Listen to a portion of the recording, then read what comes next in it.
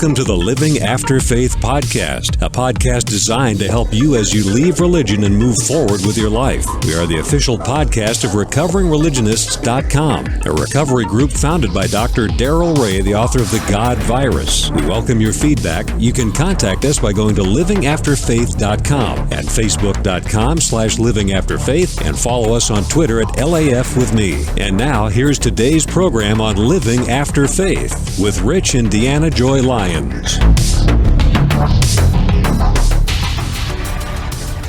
Rich Lyons. And I'm Deanna Joy Lyons. Come laugh with me. Today, we're going to take one of our telephone calls. We do get some phone calls for time to time. If you want to see where to make those phone calls, go to our livingafterfaith.com, and it's got a little button on the left. Click it, make a phone call to us, leave us a message. This is today's message. Hey, Rich and Deanna Joy. My name is Amanda, and I was calling you actually in response to something that Rich said on the Ask an Atheist show. He was talking about, like, not finding a lot of, I guess, out gay people among the atheist movement, or a lot of out atheists that are gay people. And so I just wanted to call. I'm actually a lesbian and an atheist, and I live in Mississippi, which is interesting. So as far as, like, I guess being active in the atheist visibility movement, for me, you know, I came out and realized I was a lesbian like almost a decade before I realized I was an atheist. So I guess in that way it's kind of new. But also, and I think one of your co-hosts touched on this, I can't remember which one said it, but honestly to me it's a lot more important to have my rights as a gay person. And I think that atheists definitely are disrespected and discriminated against. But you guys, y'all are married. You know, I've been with my girlfriend for over 7 years, which, if I remember correctly from your story, is longer than you guys have even known each other, you know. And I can't get married. I can't, I guess I can kind of serve in the military. I don't think it'd be a very good situation. One of my other home states of Tennessee, I'm sure you've heard about the Don't Say Gay bill that was passed, which is just really beyond insulting. And I do think that gay people and atheists are natural allies. And I think that if people begin to accept gay people, they have to start to question what they've been told that's offensive, you know, by their religious leaders. Just want to let you know that we exist and that I can actually live a, you know, happy, productive life in a location that's pretty hostile. And I know Rich will know where I'm coming from on that. But my girlfriend's also an atheist, and I don't have any close friends that are either homophobic or deeply religious. Just because I don't think that would work out very well. But anyway, that's it. Thanks a lot for listening, and I enjoy y'all's podcast a lot. Bye. First off, thank you for calling, Amanda. And she went on to say in an email that she sent us for asking for me to tell how I went from the religious guy to someone who now is pro-gay marriage, pro-gay. And that journey took a little bit of time, but in actuality, it was one of the reasons I came out of religion altogether.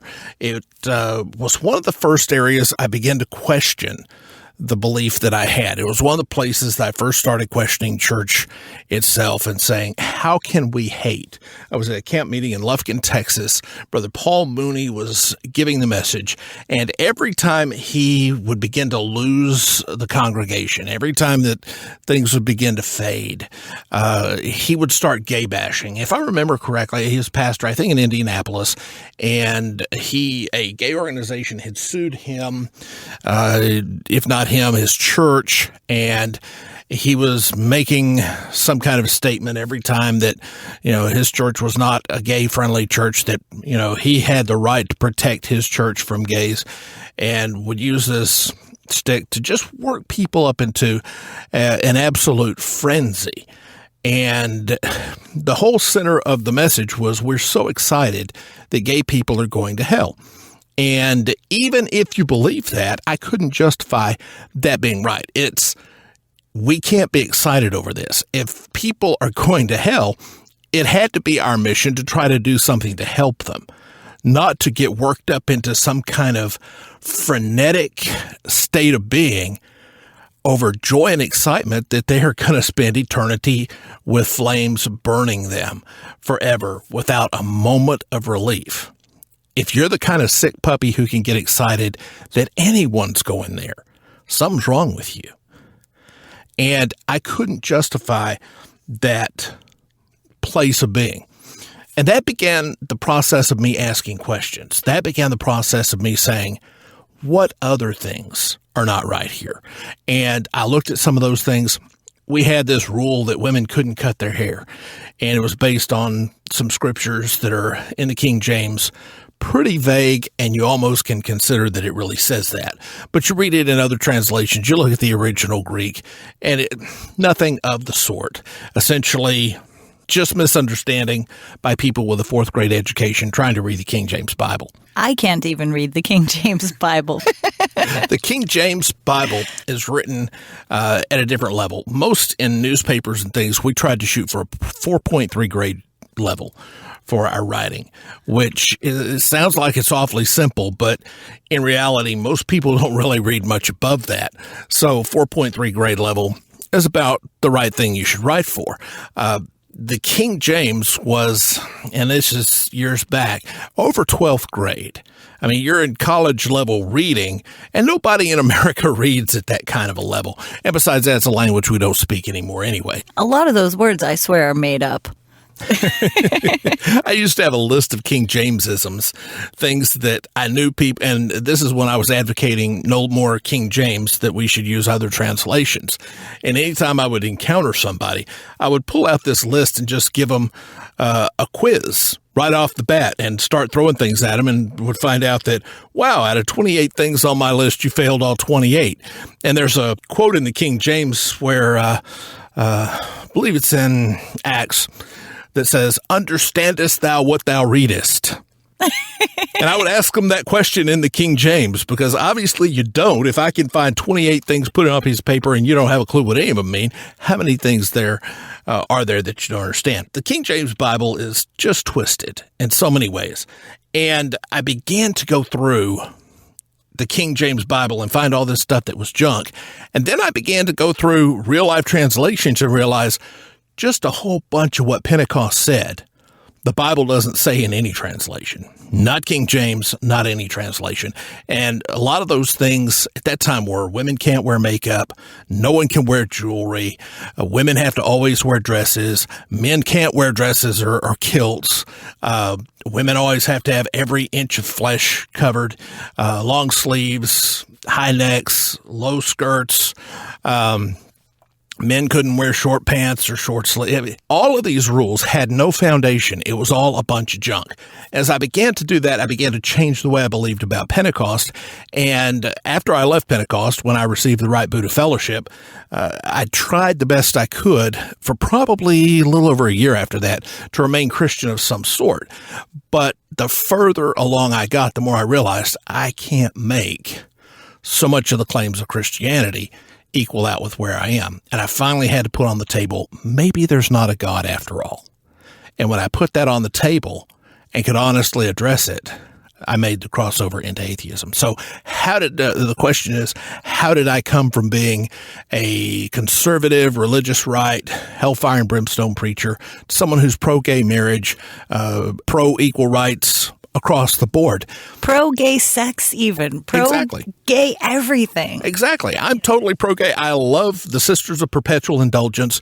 Anytime they do something, we're going to dress up, we're going to act a fool, we're going to be there, we're going to give them money, because what they do is good.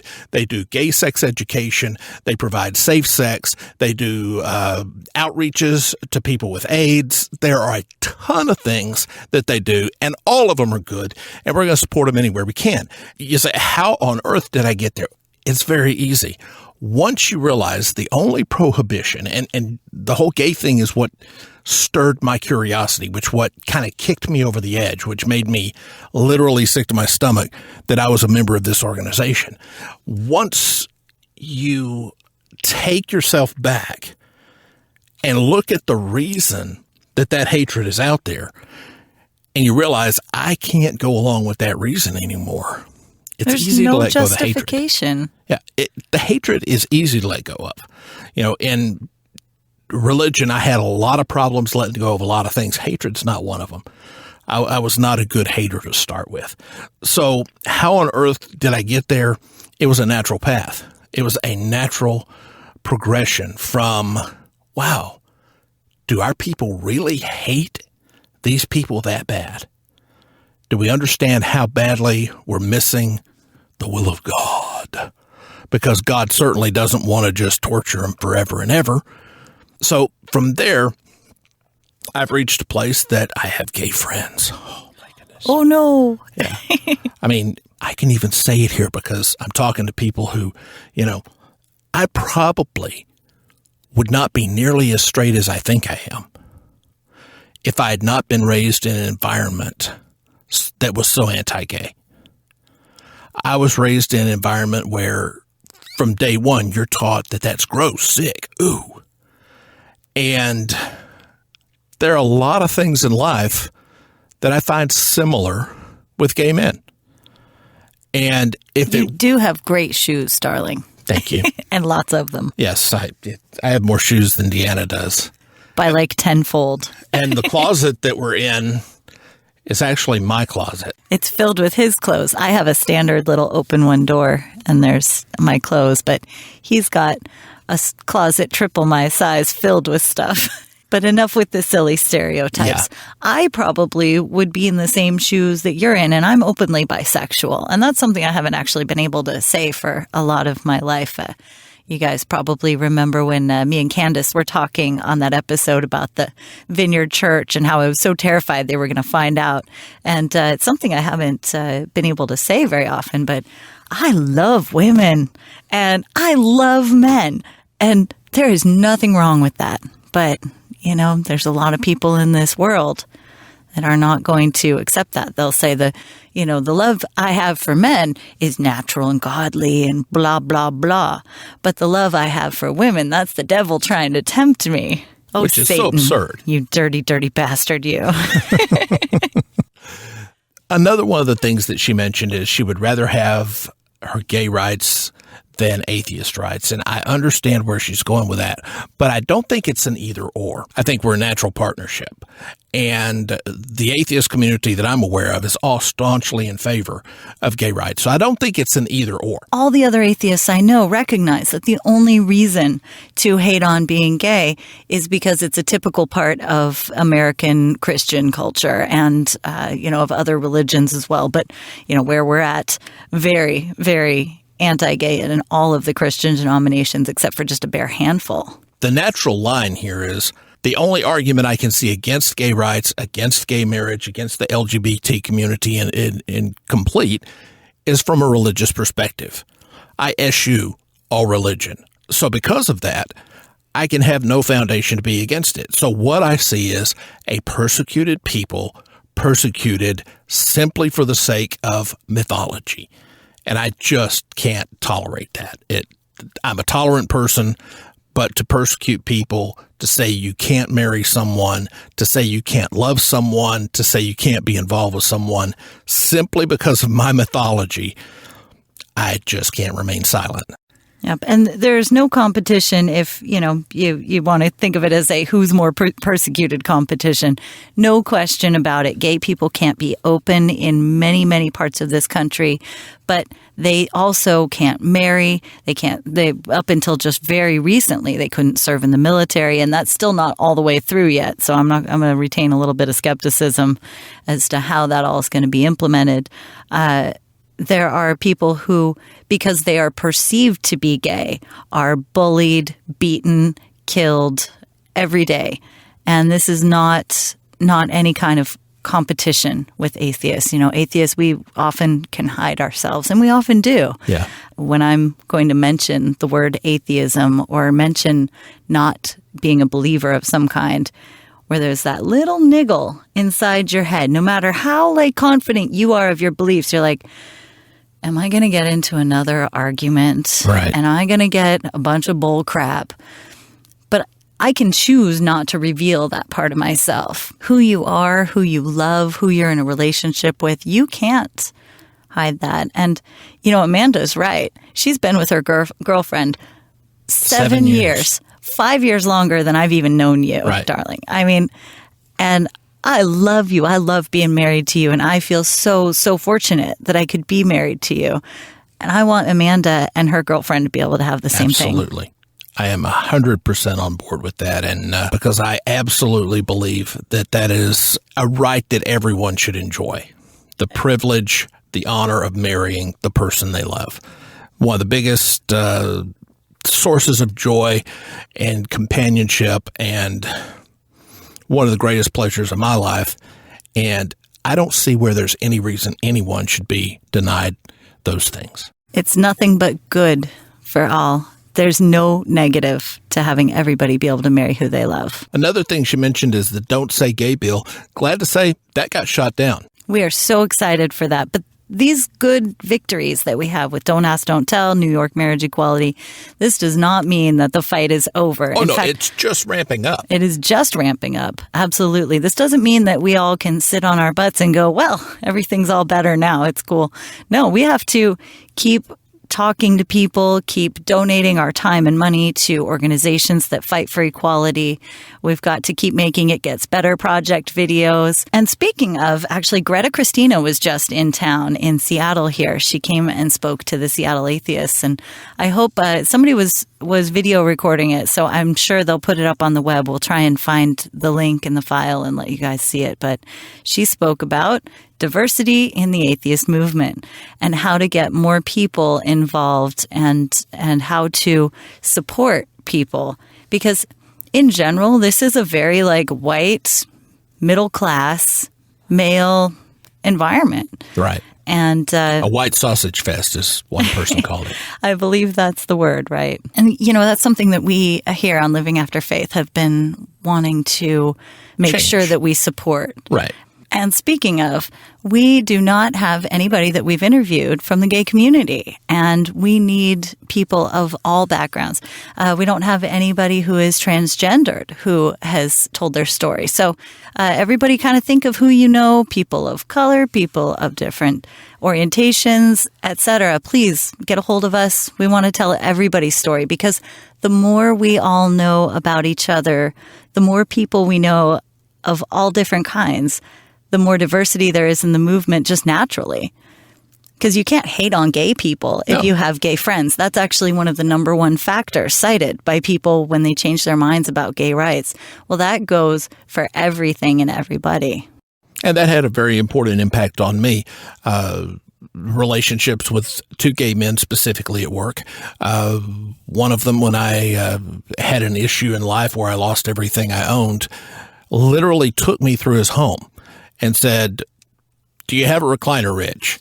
And it was so hard for me to accept help at all at that point.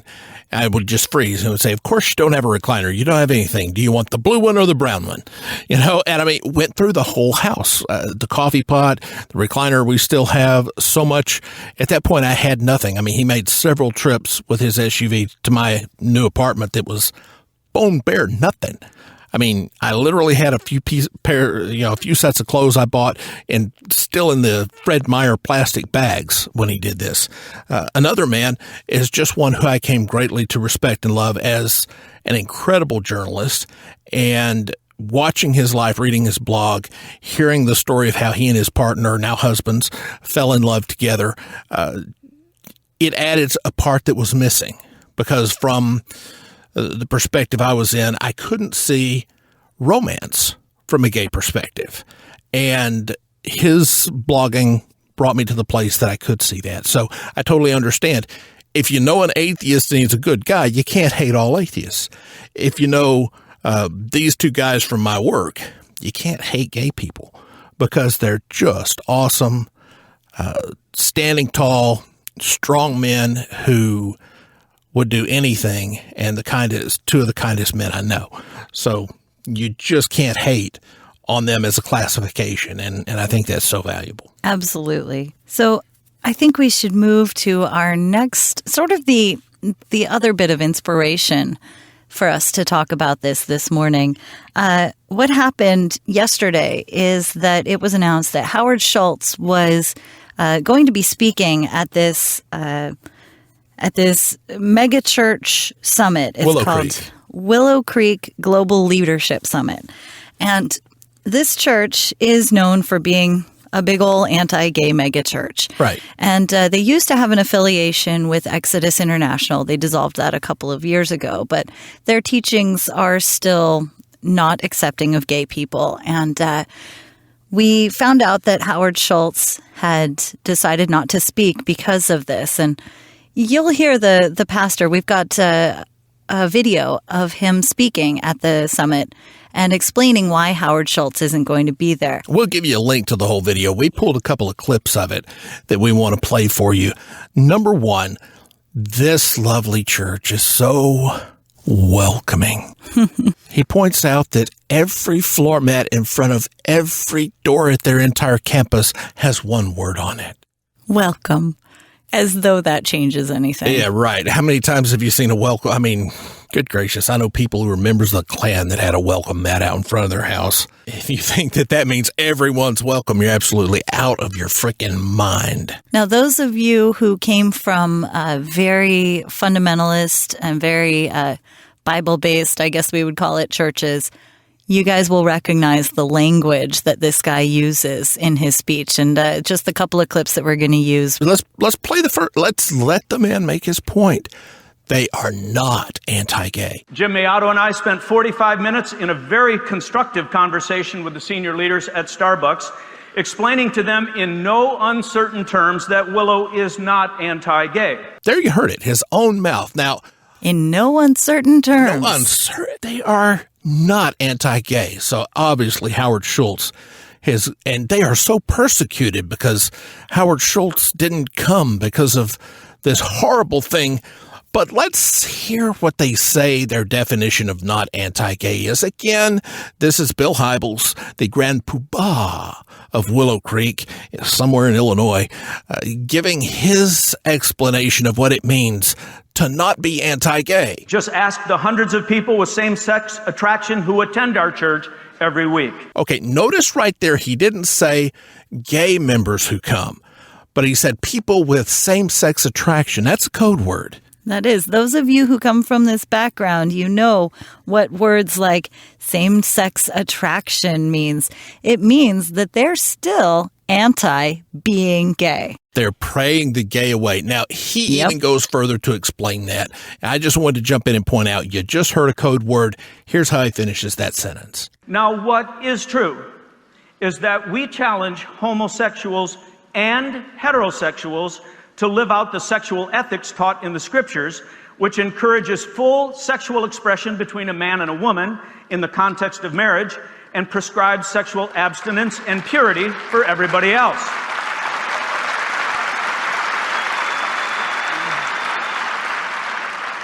Sexual abstinence and purity. Let me ask you this, okay? If you are, as they put it, same-sex attracted, but you can only have sex with an opposite-sex person in the confines of marriage, that means you either have to, what? Repress. You have to quit being who you are. Mm-hmm. You can't have same sex and be welcomed at Willow Creek. Yep. And he said that himself. He encourages you to abandon who you are, to stop being gay, and instead to be abstinent. Well, is that gay friendly? When you walk in the door saying, you can't have sex. You can't be gay. Because to those people, it must be said that they don't actually care as much who you're attracted to. They only care what you do. Right. If you have homosexual relations, scary quotes around that, then you are sinning. But if you have same-sex attraction, you're not breaking their rules. You're not doing something wrong. Because those people don't believe. You notice they don't use the word love. They don't use the word caring. They don't believe that gay people, number one, are born gay and that are in love with people of the same sex. They think it is only sexual perversion. See, love is the thing that I was missing, that I reached a point where I realized, okay, I don't care who anyone has sex with. But what really kicked it over the top for me was that word love. When I actually got a picture of how those two men loved each other and saw that, all of a sudden, when I saw the video of them kissing at their wedding, that wasn't offensive to me anymore. It was an expression of love. Something was changed in me when I understood the word love applied. And you don't hear that in the church. What you hear in that Willow Creek church is a list of rules, a list of sexual restrictions. You may be attracted, but they don't say same-sex love. Attraction. I mean, attraction and love are two different things. Yep. I mean, I love helicopters. I'm not attracted to them sexually. Wait. That you know of. Maybe you just haven't met the right helicopter. I have this thing. I will stop the world just to watch a helicopter hover. I am so into helicopters. But you're helicopter sexual. Helicopter sexual. No, what that man said, what the pastor of the Willow Creek Church says. You notice he uses the word homosexual over and over again. Those of you that choose to get brave and watch the whole 9 minutes, he uses the word gay like once at the beginning where he says, we're not anti-gay. But he uses the word homosexual over and over again because sexualize it. That's a scary, scary thing. It's all about the sex, homosexual. And it's all about frightening his membership into, and he says, we have lots of people here who have same-sex attraction. That's like saying, we have lots of people here who have diabetes. Right. He treats it as though it were a disease, but, it can be managed. It can be overcome. Exactly. The underlying idea here is you can't be gay. And I want to just say Howard Schultz did the right thing. Amen. Howard Schultz, I am so proud of you. In fact, I recorded a video on my iPhone and posted it up on their wall. I'll put it on the Living After Faith wall as well. Absolutely. I was moved. I was sitting at work, and I had read on the Friendly Atheist blog about Howard Schultz pulling out.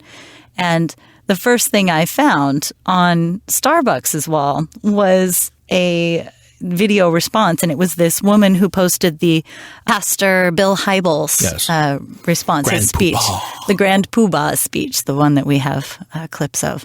And she said something like, you should get all your facts straight before you go indulging in, quote, social activism. The facts he did get straight. And when they said they went in no uncertain terms and spent 45 minutes, we pulled a clip out of a 6-minute video where the guy uses clever language to explain how homophobic they really are. Yeah, and it's not even that clever. I mean, anybody could see through that, even if you're not painfully aware of the fundy language that he uses. Yeah, and I'm sure Howard Schultz listening to that says, on one hand, you're saying we're not anti-gay, but on the other hand, when you describe your policy, you're anti-gay. Howard Schultz made a great decision. He did the absolute right thing.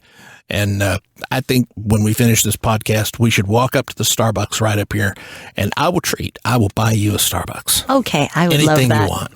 Can I have a muffin? Sure. I love muffins. The reason we wanted to rush this episode out today is the connection with Starbucks. It's for us in Seattle, it's the coffee shop down the street. I can take you to a place where you can stand in one place and by just turning your head, see 5 Starbucks. I'm not lying. I can take you to that place. I know where it is. But Starbucks is more than coffee. Starbucks is culture. Absolutely. And, being from Seattle, I've lived here my whole life, it's kind of a point of pride. Starbucks does kind of represent our city to the rest of the world. People think of only a few things. They think Space Needle, they think Pike Place Market, they think Starbucks. And a big, big part of that Starbucks is what that company does is going to kind of reflect upon us. And if Howard Schultz had gone ahead and spoken at that conference, we may not have heard about it except through some of the atheist blogs. But because he canceled, it's gotten more widespread coverage. It's everywhere. It was the lead story on Como News Radio yesterday. It will get national coverage, the fact that he made this choice. And I think that it's a very important time to make that choice. And it's a very important way to make that choice. He didn't do it he did it at a leadership conference, not a religious conference. It was the same thing. That showed great leadership. Outstanding leadership. One other thing we need to talk about.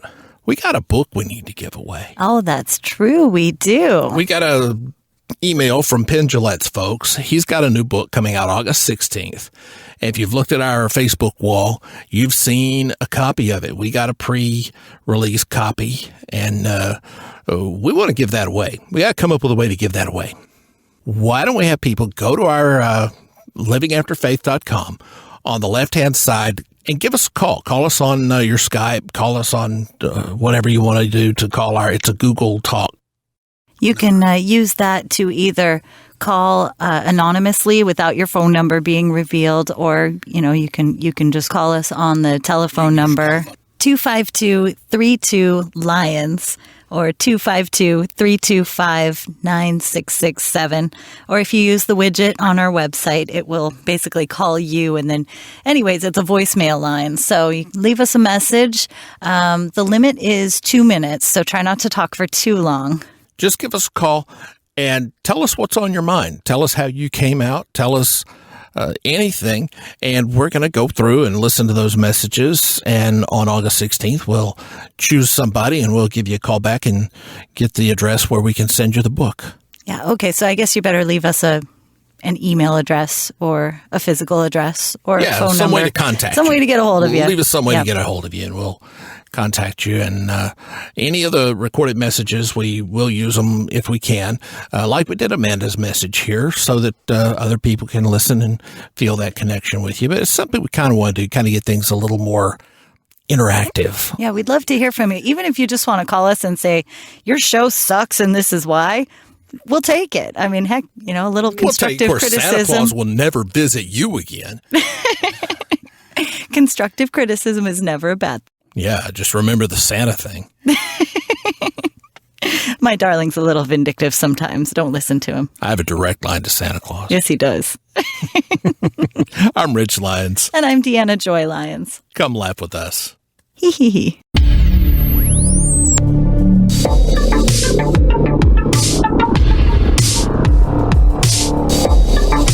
Thank you for listening to the Living After Faith podcast with Rich and Deanna Joy Lyons. Living After Faith is a podcast designed to help you as you leave religion and move forward with your life. We are the official podcast of RecoveringReligionists.com, a recovery group founded by Dr. Darrell Ray, the author of The God Virus. The music for this show is provided by Morrison's Prophecy. See livingafterfaith.com for a link to more music from Morrison's Prophecy. We welcome your feedback, and you can find phone numbers and email addresses at livingafterfaith.com, at facebook.com/livingafterfaith, and follow us on Twitter at LAF with me.